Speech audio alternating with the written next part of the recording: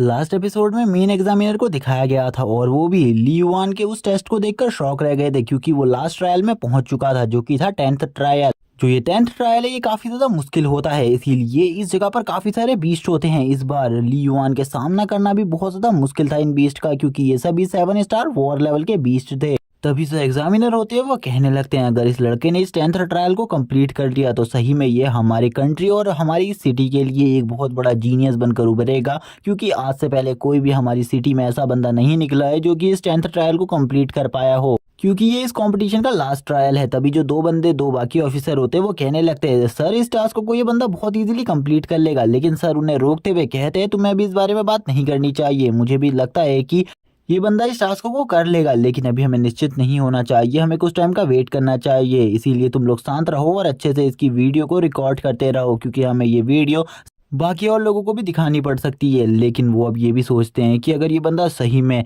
इस कंपटीशन को जीत जाता है तो काफ़ी सारी यूनिवर्सिटीज़ होंगी जो कि इसे हमारी यूनिवर्सिटी से इसको छीनना चाहेंगी। इसी के बाद हमें फाइट का सीन दिखाते हैं जिस जगह पर जो वो बीस्ट होते हैं उसने अभी भी ली युआन के बीस्ट को घेरा हुआ था, लेकिन जो ली युआन का बीस्ट होता है वो काफ़ी ज़्यादा स्ट्रॉन्ग ब्रेथ को रिलीज करने लगता है। लेकिन इस टाइम तक वो भी काफ़ी ज़्यादा थक चुका था, इसीलिए वो अपने फाइनल अटैक एटॉमिक ब्लास्ट को यूज़ करने के लिए तैयार हो जाता, क्योंकि ये उसका फाइनल मूव था। इसीलिए ये अटैक काफ़ी ज़्यादा पावरफुल होने वाला था। इसी वजह से वो काफ़ी सारी एनर्जी को गैदर करने लगता है जिस टाइम पर वो बीस्ट उसके ऊपर हमला करते हैं, लेकिन वो उन बीस्ट के हमलों से बच भी रहा होता है। तभी एक बीस्ट का जो जबड़ा होता है वो उसी टाइम पर तोड़ देता है, जिसे देखकर ये सभी लोग काफ़ी ज़्यादा हैरान होते हैं। वो कहते हैं ये सभी वॉर लेवल के बीस्ट उसे नुकसान भी नहीं पहुंचा पा रहे। इसका मतलब है जो ये बंदा है इसने अपने इस बीस्ट की पावर को जनरल लेवल तक पहुंचा दिया है। ये जनरल लेवल के 3 स्टार पर पहुंच गया है, इसीलिए हमें कोई भी चिंता करने की ज़रूरत नहीं है।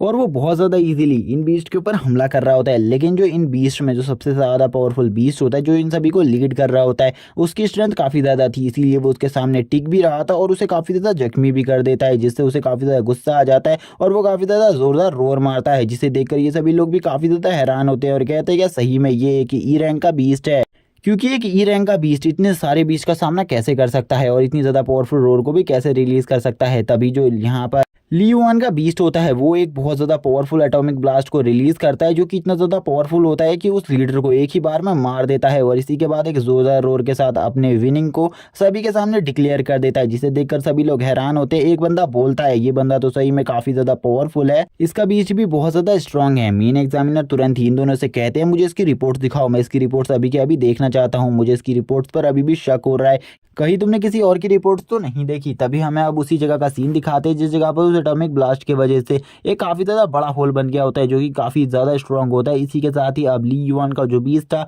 वो इस फाइट को जीत चुका था। ली युआन अब इन सब चीज़ों को देखकर बोलता है मैंने सारे के सारे ट्रायल को कंप्लीट कर लिया है, जिस वजह से मुझे ऐसा लगता है झाओ टियान पूरे के पूरे 10th ट्रायल को कंप्लीट नहीं कर पाएगा, इसीलिए मैं इस कॉम्पिटिशन को बहुत ज़्यादा ईजिली विन कर लूंगा। और अब वो यही खुशी के साथ काफ़ी ज़्यादा खुश होने लगता है और अब वो उसके लिए काफ़ी सारे मिडिल ग्रेड के स्प्लिट स्टोन भी तैयार कर लाया था और वो झाओ टियान की उस शकल को देख रहा होता है जब उसने ये शर्त को लगाया था और अपने मन में कहता है झाओ टियान तुमने एक गलती कर दी, तुमने गलत बंदे से इस चीज को कर लिया, अब यहाँ पर तुम्हें वो सारे के सारे स्प्लिट स्टोन खाने होंगे, जिसके बाद जो तुम्हारी हालत होगी वो काफी ज्यादा खराब होगी जिसके बारे में तुम सोच भी नहीं सकते।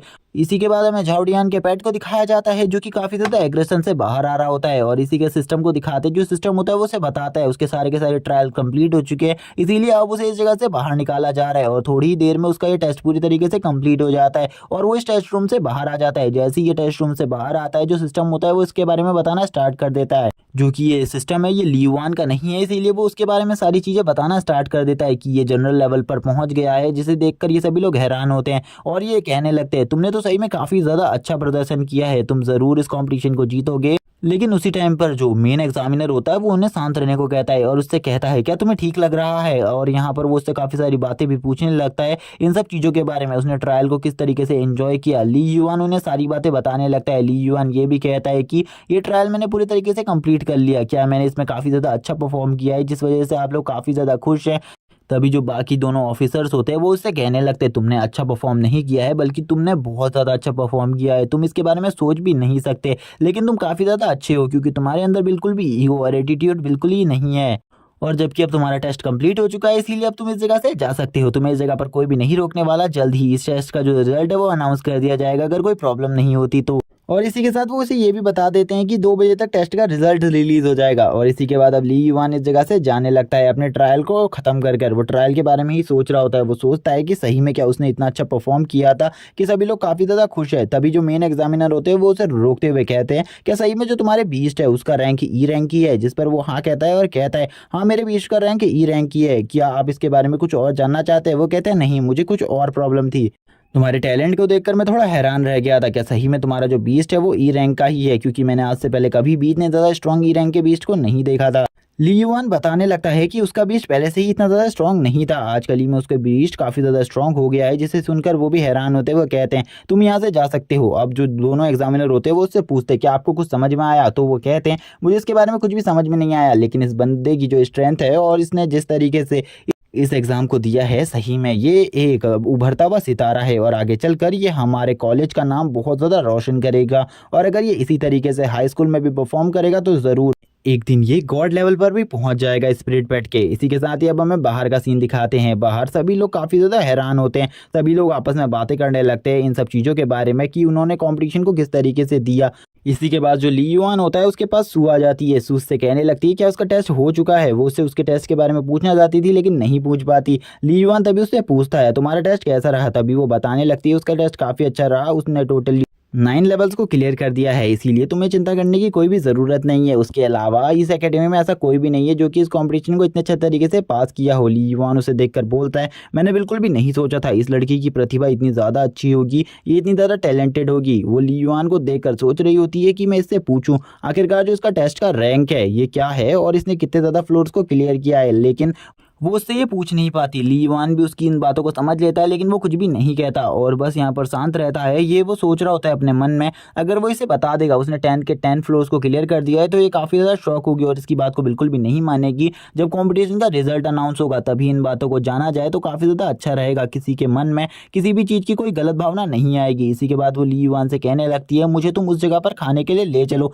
जिस जगह पर हम पहले खाया करते थे। ली युआन भी उसकी बात को मान जाता है लेकिन उससे कहता है, वो जगह तो काफ़ी ज़्यादा दूर है, अगर हम उस जगह पर जाएंगे तो शायद से हम लेट हो सकते हैं एग्जाम का रिजल्ट देखने में। तभी वो उससे कहती है, तुम चलो यहाँ से, वैसे भी हमें एग्जाम के रिजल्ट से कोई मतलब नहीं है। तुम यहाँ पर ये मत सोचो कि मेरे अलावा इस कंपटीशन को कोई और जीत सकता है। अगर यहाँ पर बात रही झाओ डियान की तो वो मेरे आसपास भी नहीं भटकेगा। और इसी के साथ ही अब ये दोनों इस जगह से निकल जाते हैं। लेकिन ली युआन को तो पता था कि जो सू है वो बिल्कुल भी इस कॉम्पिटिशन को टॉप नहीं करने वाली, लेकिन वो इसके बारे में कुछ भी नहीं बताता। इसी के बाद हमें वापस स्कूल का सीन दिखाते हैं। स्कूल में काफ़ी सारे लोग आपस में बातें कर रहे होते हैं। तभी एक बंदे को सभी लोग देखने लगते हैं जो कि और कोई नहीं झाओ डियान होता है। जैसे ही झाओ डियान इस जगह पर आता है कुछ लोग कहने लगते हैं, ये तो एस रैंक वाली प्रतिभा है हमारे स्कूल की, सही में ये एक बंदा काफ़ी ज़्यादा टैलेंटेड है। ये आते ही सभी को बताने लगता है कि इसने टोटल 7 फ्लोर्स को क्लियर कर दिया है।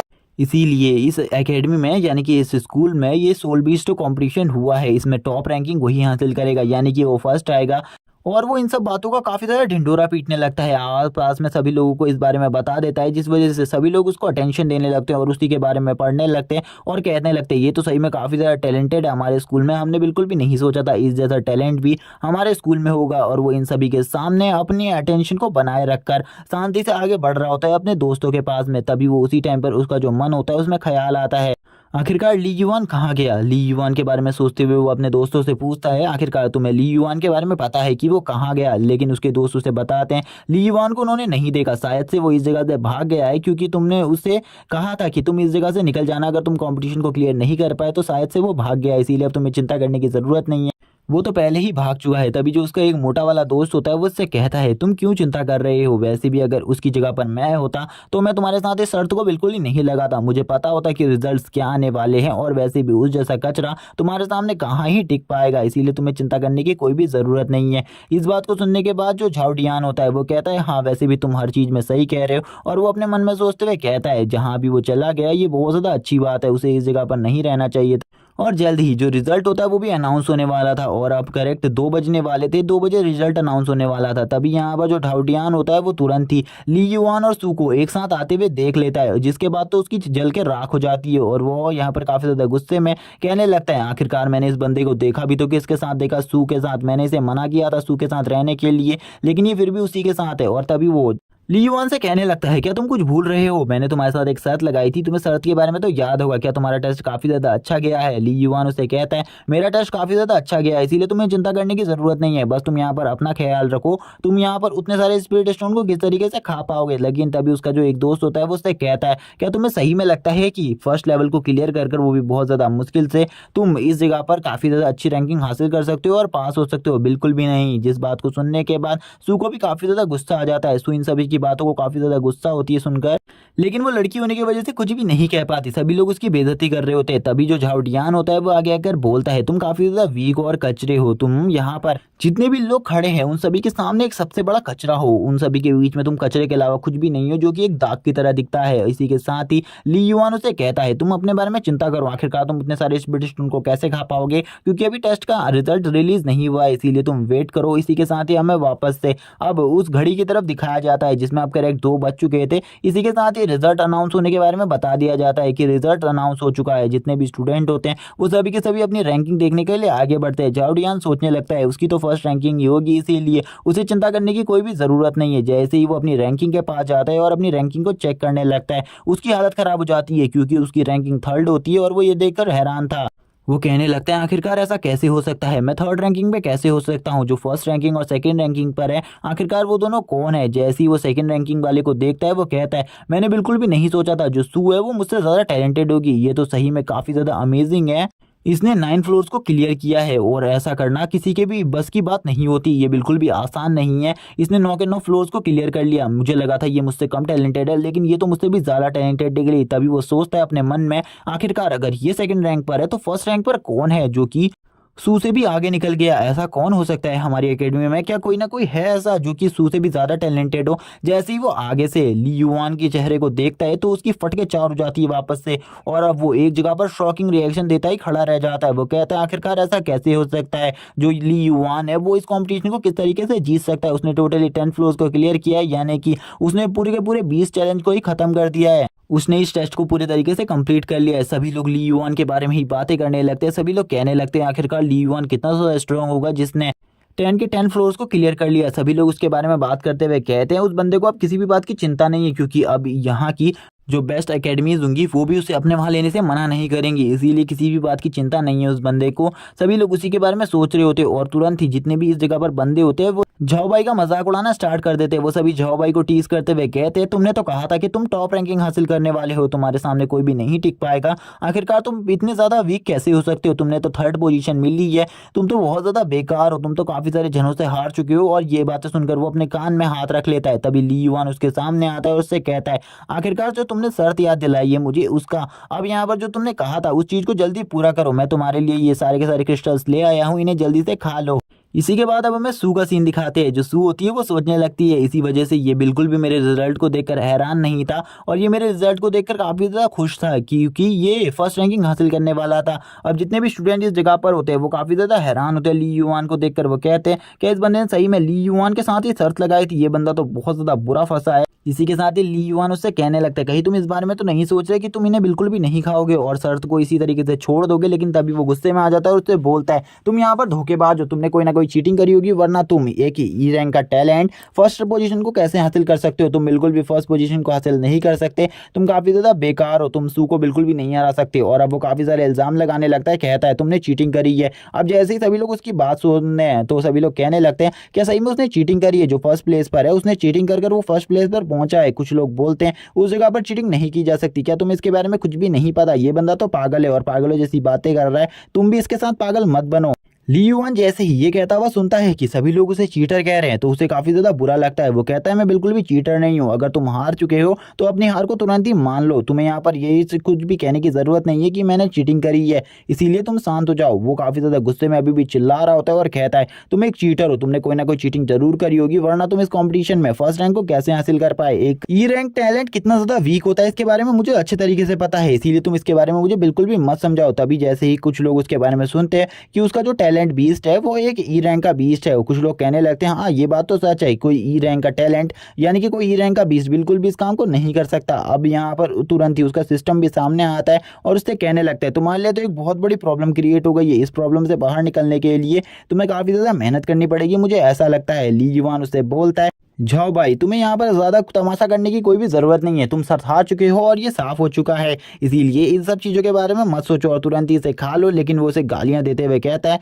तुम कमीने इंसान, तुमने यहाँ पर धोखा किया है। मैं ज़रूर इसके बारे में मेन एग्जामिनर को ज़रूर बताऊंगा। ली युआन भी ये सुनकर कहता है, तुम्हें यहाँ पर कुछ भी करना है जल्दी करो, लेकिन उससे पहले ये जितने भी क्रिस्टल्स है इन्हें खा लो। लेकिन वो उसे धोखेबाज कहकर इधर से जाने लगता है और कहता है, मैं जल्द ही ये सारी की सारी बातें मेन एग्जामिनर के सामने रखूंगा और वो तुरंत ही फैसला कर देंगे। ली युआन भी इन सब चीज़ों के लिए तैयार हो जाता है। ली युआन कहने लगता है, चलो ठीक है, यहाँ पर तुम्हें जो भी करना है वो जल्दी करो। इसी के बाद एक बहुत ज़्यादा पावरफुल सप्रेशन ऑरा चारों तरफ क्रिएट हो जाता है, जो कि एक बियर का होता है, जो कि कोई नॉर्मल बियर नहीं था, जो कि एक लॉर्ड रैंक के 3 स्टार का बियर था, जो कि और किसी का नहीं, मेन एग्जामिनर का था। और इनके बारे में हमें बताया जाता है, ये सिटी के सबसे ज़्यादा टैलेंटेड इंसान है, यही सबसे ज़्यादा पावरफुल है सिटी में, और यही सिटी के सारे मॉन्स्टर्स को रोकते हैं। और इनका रैंक भी लॉर्ड रैंक होता है, जिसके बारे में ली युआन का सिस्टम उसे बता रहा होता है। सभी लोग काफ़ी ज़्यादा सप्रेशन में होते हैं। ली युआन कहता है, इनका जो बीस्ट का सप्रेशन है वो काफ़ी ज़्यादा है, क्योंकि लॉर्ड रैंक का जो बीस्ट का सप्रेश पावर होता है वो काफ़ी ज़्यादा होता है, क्योंकि ये हमारे ऊपर काफ़ी ज़्यादा ग्रेविटी फोर्स को लगा रहे हैं। तुरंत ही ये आते हुए इधर कहते हैं, आखिरकार वो कौन है जो कि मेरे नाम को बुला रहा है और यहाँ पर एग्जाम के बारे में कुछ बातें कर रहा है, कौन एग्जाम की रीचेकिंग करवाना चाहता है। तभी उसी टाइम पर जो सामने आता है वो एज एक्सपेक्ट एक झाऊ होता है। झाऊ यहाँ पर आकर कहता है, मुझे एक बंदे की रीचेकिंग करवानी है, जो कि और कोई नहीं है, हमारा जो फर्स्ट पोजीशन हासिल करने वाला है ली युआन, क्योंकि ये एक ई रैंक टैलेंट है। उसके बाद भी इसने फर्स्ट पोजीशन को किस तरीके से हासिल किया, वो भी 10 के 10 लेवल को क्लियर कर ऐसा बिल्कुल भी नहीं हो सकता। आपको भी पता है कि ई रैंक का जो टैलेंट होता है वो कितना ज़्यादा वीक होता है। उसके बाद भी इसने कैसे किया, इन सब चीज़ों के बारे में हमें एक्सप्लेनेशन चाहिए। जिस पर वो कहने लगते हैं, क्या तुम्हें इस बारे में कोई शक है? मैं इस बंदे के बारे में तुम्हें एक चीज़ कहना चाहता हूँ, जो इस बंदे का टेस्ट है वो मेरी आंखों के सामने हुआ था। उस टाइम पर मैं भी उसी जगह पर मौजूद था, इसीलिए तुम्हें इस बंदे पर शक करने की कोई भी ज़रूरत नहीं है। इस बंदे का जो टेस्ट था वो पूरी तरीके से फेयर टेस्ट था।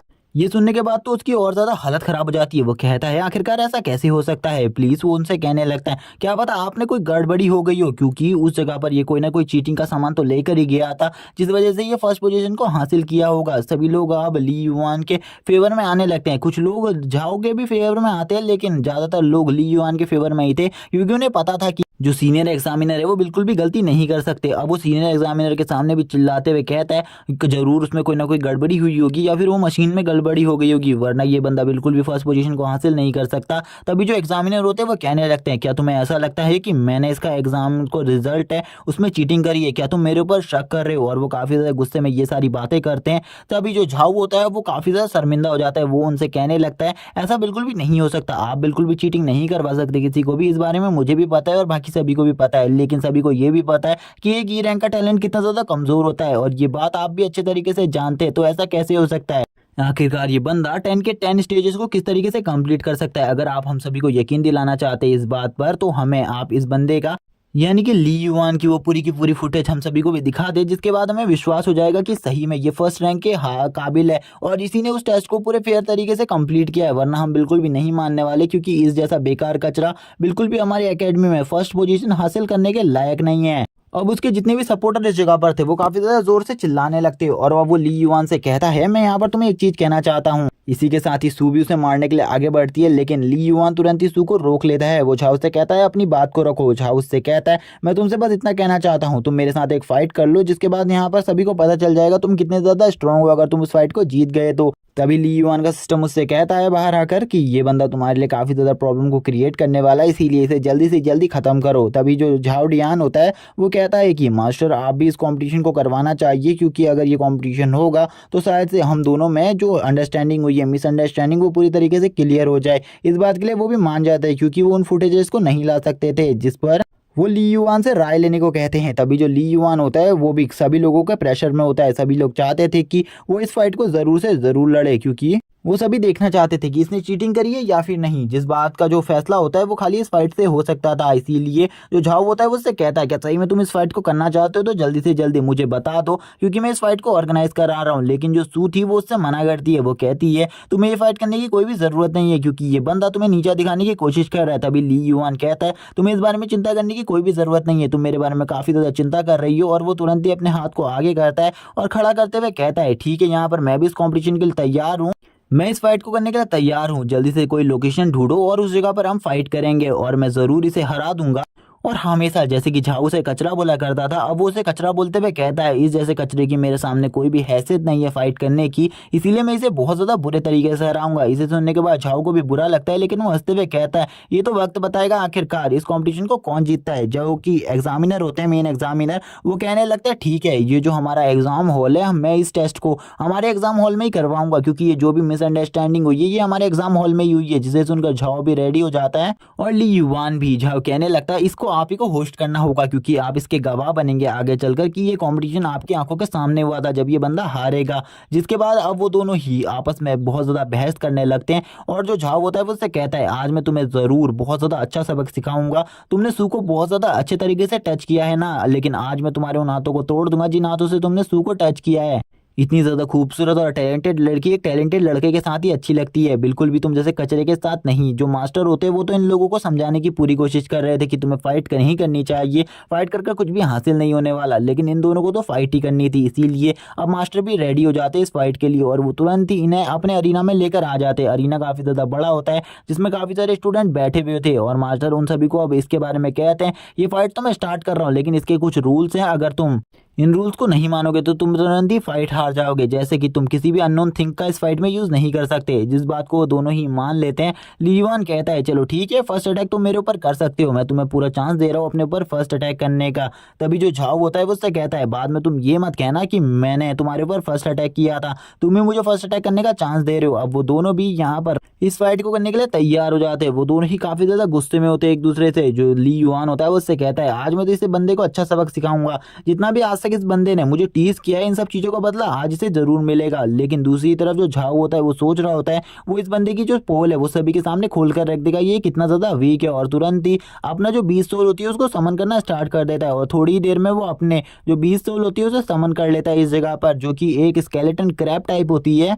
जैसे कि हमें इस सोल के बारे में पहले ही बता दिया गया है कि ये एक वॉर जनरल लेवल की सोल है, जिसको देखकर सभी लोग शॉक हो जाते हैं। वह कहते हैं, सही में एक एसएस रैंक 20 काफी ज्यादा पावरफुल होता है, इसका जो ऑरा है वो चारों तरफ अरीना में फैल चुका है। आज हम पहली बार एक एसएस रैंक 20 को देख रहे हैं, क्योंकि ये काफी ज्यादा अमेजिंग होता है। सभी लोग इसको काफी ज्यादा अच्छे तरीके से देखने लगते हैं, क्योंकि उन्हें काफी ज्यादा अच्छा लग रहा था ये बीस्ट। इसी के साथ ही जो झाओ का बीस्ट होता है वो ली युआन के ऊपर हमला कर देता है, लेकिन ली युआन ने अभी तक अपने बीस्ट को नहीं निकाला होता। तभी जो झाओ का बीस्ट होता है वो झाओ की तरफ से कहने लगता है, तुम काफी ज्यादा वीक हो, तुम हमारे सामने बिल्कुल भी नहीं टिक सकते। तभी जो बाकी जो जितने भी इस जगह पर स्टूडेंट होते हैं वो कहते हैं, अभी तक ली युआन ने अपने बीस्ट को क्यों नहीं निकाला, क्या सही में उसने चीटिंग करी थी। कुछ लोग कहने लगते हैं, सही में उसका बीस्ट ऐसे इतना ज्यादा कमजोर है जो ई रैंक का बीस्ट है, जिस वजह से वो इस जगह पर नहीं आ सकता और सामना भी नहीं कर पाएगा।